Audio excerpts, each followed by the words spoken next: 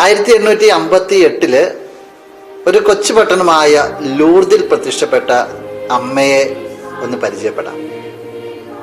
3 കുട്ടികൾക്കാണ് അമ്മ പ്രത്യക്ഷപ്പെട്ടത്. പല തവണ ഈ പ്രത്യക്ഷീകരണങ്ങൾ നടക്കുന്നുണ്ട്. ഇന്ന് ലോകത്തിലെ തന്നെ ഏറ്റവും വലിയൊരു തീർത്ഥാടന കേന്ദ്രമായിരിക്കുകയാണ് ലൂർദ്. അമ്മ അവിടെ സങ്കടപ്പെടുന്നുണ്ട്. അത് ലോകത്തിന്റെ പോക്ക് കണ്ടിട്ടാ, പാപാവസ്ഥകൾ കണ്ടിട്ടാ. ആ കുട്ടികളോട് അമ്മ പറയുക, ലോകം മുഴുവനുള്ള എല്ലാ പാപികൾക്കും വേണ്ടി പ്രാർത്ഥിക്കാനാണ്, പാപികൾക്ക് വേണ്ടി പരിഹാര പ്രാശ്ചിത്ത പ്രവർത്തികൾ ചെയ്യാനാണ്.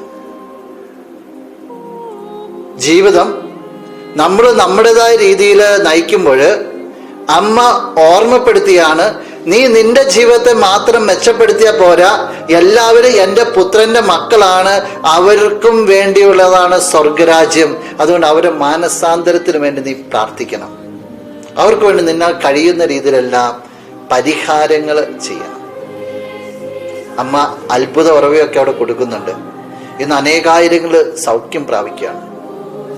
സൗഖ്യം മാത്രമല്ല, അമ്മ പ്രതീക്ഷിക്കുന്നത് മാനസാന്തരം, മനസ്സിന്റെ അന്തരം.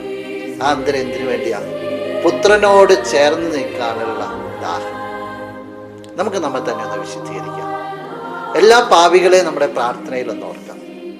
പാപികളുടെ മാനസാന്തരത്തിനായിട്ട് നമുക്ക് സാധിക്കുന്ന പരിഹാര പ്രവർത്തികൾ ചെയ്യാം. പ്രത്യേകിച്ച് ഈ മാസത്തിൽ നമുക്ക് ജപമാല കയ്യിലെടുത്ത്